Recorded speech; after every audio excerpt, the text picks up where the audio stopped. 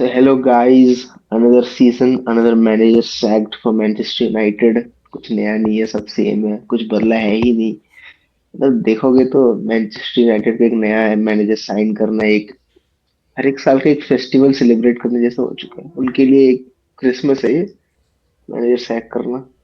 हमारे लिए बहुत अच्छी बात है। तो हाँ, आज हम डिस्कस करेंगे what's next to Manchester United, potential managerial candidates कौन कौन है and main reason for downfall.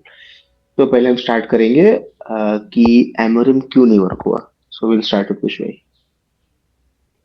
देखो, मेरे अकॉर्डिंग में तो जो उसका स्ट्रक्चर था खिलाने का, थ्री एट द बैक का, वो वर्क नहीं हो रहा था।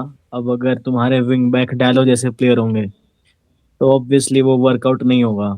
और बट इस केस में मैं एमोरिम पे भी ब्लेम डालूंगा थोड़ा, क्योंकि उसको अगर दिख रहा है कि अगर उसका सिस्टम नहीं कर रहा workout three at the back में, तो उसको क्यों खिलाना है? मतलब मेरे को तो समझ नहीं आया इतना थ्री एट द बैक, क्योंकि जब उसने फोर एट द बैक खिलाया था तब मैन यूनाइटेड ने जीते थे मैचेस अपने। लेकिन अभी पिछले कुछ टाइम से जब जैसे वुल्व्स के अगेंस्ट उन्होंने ड्रॉ खेला था। वुल्व्स अभी उस टाइम पे 2 पॉइंट थे उनके, सिर्फ 2 पॉइंट अभी, एक हफ्ते पहले। और उनको उनके साथ ड्रॉ खेलना मतलब कि समझ जाओ कि आपका लेवल क्या है मतलब। और उसके बाद एक और ड्रॉ। फिर उसका जो प्रेस कॉन्फ्रेंस में उसने बोला कि मैं हेड कोच अपॉइंट हुआ हूँ, नहीं सॉरी, मैं मैनेजर हूँ ना कि हेड कोच हूँ। तो हाँ, और कि बोर्ड को अपना काम करना चाहिए, हेड मतलब कि अपॉइंटमेंट्स, मतलब बेसिकली मैनेजमेंट पे टारगेट कर रहा था वो। तो पहले तो मुझे लगा नहीं था कि वो सैक होगा अभी सीजन से पहले। लेकिन जो कल उसकी स्टेटमेंट्स थी उसके अकॉर्डिंग ही, मेरे अकॉर्डिंग की उसको सैक किया गया है। बाकी तो देखते हैं उन पोटेंशियल कैंडिडेट्स में। तो किसका नाम देखा मैंने? एक ओलिवर ग्लासनर का नाम देखा था जो कि क्रिस्टल पैलेस का है। और वो जो इनका पहले था ओले गनर सोल्शायर। अब सोल्सर। वो भी अभी वो फ्री है ना, और जावी का भी नाम आ रहा था काफी ज्यादा। जावी ये तो मेरे डिस्कस अकॉर्डिंग करते आएगा नहीं। हैं। तो वो तो ये चलो हम लेटर डिस्कस करते हैं, ये पॉइंट मैं बाद में लाना चाहता हूँ।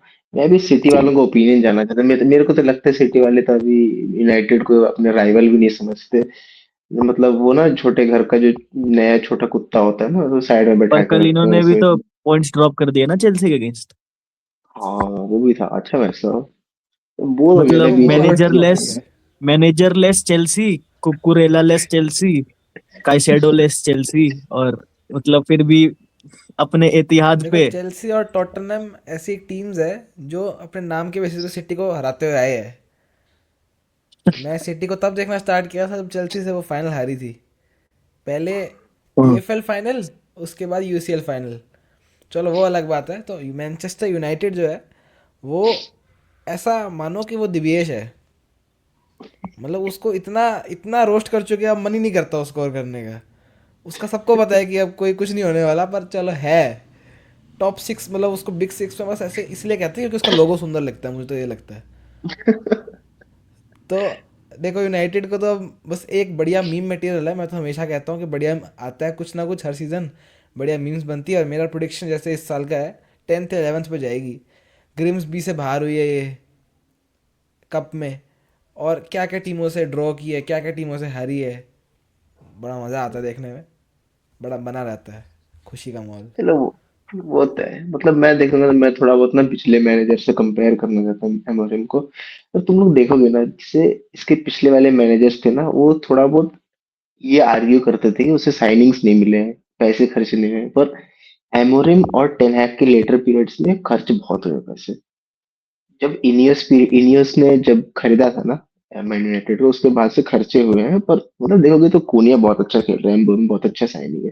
पर एट द पॉइंट वही है ना कि अब दूसरे टीम को इंटीग्रेट नहीं करोगे। मेरे को तो अभी भी लगता है सेस्को बहुत अच्छा साइनिंग नहीं था मैन यूनाइटेड जैसे क्लब के लिए।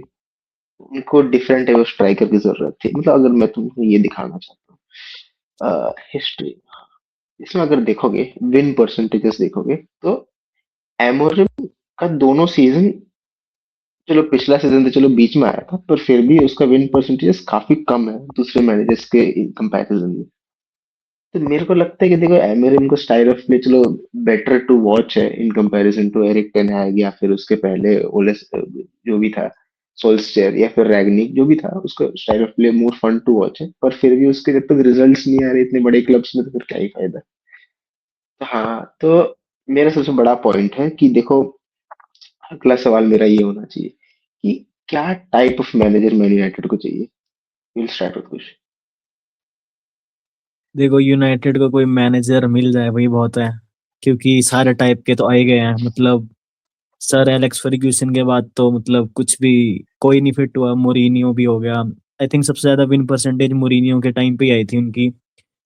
और शायद। बाकी भी कोई, मतलब जब तक मैनेजमेंट में चेंज नहीं आएगा ना मेरे अकॉर्डिंग, तब तक आई डोंट थिंक कि यूनाइटेड का कुछ हो सकता है। और मतलब अभी सैक कर देना उसको इतना मतलब थोड़ा हार्श लगा मुझे, क्योंकि क्योंकि वो भी सिक्स्थ पे है यूनाइटेड अभी, क्योंकि उसके और हम्म, चेल्सी के सेम ही पॉइंट्स हैं। तो आई डोंट थिंक कि वो इतना भी खराब खेल रहे थे, क्योंकि अब लास्ट सीजन वो 15 फिनिश किए थे। अब एक्सपेक्ट नहीं करोगे कि वो एकदम से टॉप 4 में आ जाएंगे। और सिक्स्थ पे आई हाँ, थिंक ठीक था, मतलब अभी दे सकते थे टाइम पर। देखते हैं, चलो आगे क्या होता है। मेरे को भी वही लगा ना कि मेरे को सबसे बड़ा लगा कि यार सिक्स्थ पे है मैन यूनाइटेड को, ये पॉइंट ऑफ द ये सीजन के पॉइंट में सिक्स्थ पे है ना, बहुत बड़ी बात है। हाँ, पर वही ना, और मेरे को अभी लगता उनके है कि वो मेन प्लेयर्स भी नहीं थे ना। वो क्या बोलते हैं हम, क्या, एम्बेमो, वो क्या, अमाद और फर्नांडिस भी आउट था अभी, तो उनके मेन जो टीम थे बंदे, वो तो बाहर ही थे अभी। एफकॉन जा रखे हैं दो, और एक इंजर्ड पड़ा 1 महीने के लिए। तो काफी वो तो ज्यादा है। मतलब हार्श डिसीजन लगा मुझे। मेरे को वही लगता है कि वुल्स वाले मैच में ड्रॉ करना ही बहुत बड़ा इन्फ्लुएंस हुआ है ये डिसीजन का। पर क्या पता, चलो ग्वार्डियोला जी उसके से पूछते हैं स्टेटमेंट वो। ज्यादा इन्फ्लुएंस किए मेरे अकॉर्डिंग। जो उसने प्रेस, मैंने प्रेस कॉन्फ्रेंस देखी थी उसकी, उसने जो मैनेजर जो है बोला। वो तो है, वो तो है, उसने बोर्ड के अगेंस्ट ही बोल दिया कुछ। पर क्या पता, और आज जब वो ग्वार्डियोला। छोड़ के जा रहा था ना, तो मतलब इतना खुशी खुशी जा रहा था वो, कैमरामैन से डैप करके जा रहा है ये। मतलब ऐसा डैप उसने पिछले 1 साल में नहीं किया होगा वैसा, मतलब इतना खुश था ना वो। मतलब सिर में इतना बड़ा बर्डन चला गया होगा, अच्छी बात है, वो भी थक गया एयरलाइन होगा पीछे वो। जा रही थी उसकी भाई। देखो, मैन यूनाइटेड को ऐसा मैनेजर चाहिए जो उसके यूथ को भी बढ़ाए और साथ ही साथ उस टीम को एक फ्लूइड गेम प्ले खिलाए। मैं तो हमेशा फ्लूइड गेम प्ले का काफ़ी समर्थक रहा हूँ, क्योंकि जो भी टीम आज तक फ्लूइड गेम प्ले खेली है वो आज तक आगे बढ़ी है। आप बार्सिलोना को देख लो, मैनचेस्टर सिटी को देख लो। पेप गार्डियोला जैसा बंदा नहीं देखा मैंने अभी तक। मतलब माँ बाप मेसी फिर पेप गार्डियोला। देखो, तो ऐसा पर्सनल कोई एजेंडा मैनेजर उठा आना के ला चाहिए। रहे हैं। मतलब चलो ठीक, पॉइंट तो ठीक है आपका। हाँ, पर मेरे को पर्सनली लगता है कि मैन यूनाइटेड को एक दो सीजन के लिए अपनी इज्जत बचाने के लिए प्योर डिफेंसिव खेलना चाहिए, 5 एट द बैक खिला लो, और एक बार टॉप 6 2 सीजन एटलीस्ट रेगुलरली ला दो, ताकि लोग साइन करना चाहे तुम्हारे लिए। मैं तो आपसे मेरे को ओपिनियन जानना जेन्युइन चाहता हूँ कि जो जावी के लिंक्स आए हैं, जैसे कि फेब्रिजो ने बोला कि अगर अगर जावी पे ऑप्शन आएगा तो वो पक्का ज्वाइन करेगा।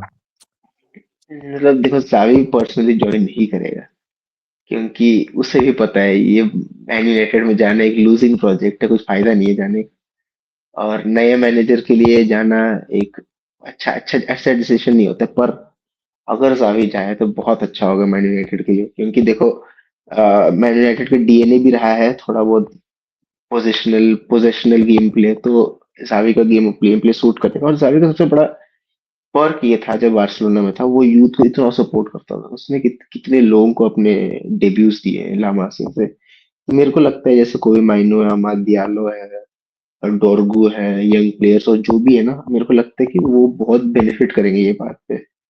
पर वही ना, एट द सेम टाइम वो जो एक्सपीरियंस प्लेयर्स है उन्हें ज्यादा ये नहीं देता, क्या बोलता हूँ, व्हाट डू यू से। जैसे कैसे मेरे को वो फेज आउट करना पड़ेगा हाँ, अगर मान लो कि आता है तो। एग्जैक्टली, इम्पोर्टेंस थोड़ा उनका कम हो जाएगा। पर मेरे को लगता है कि ये है इम्पोर्टेंट ये करना।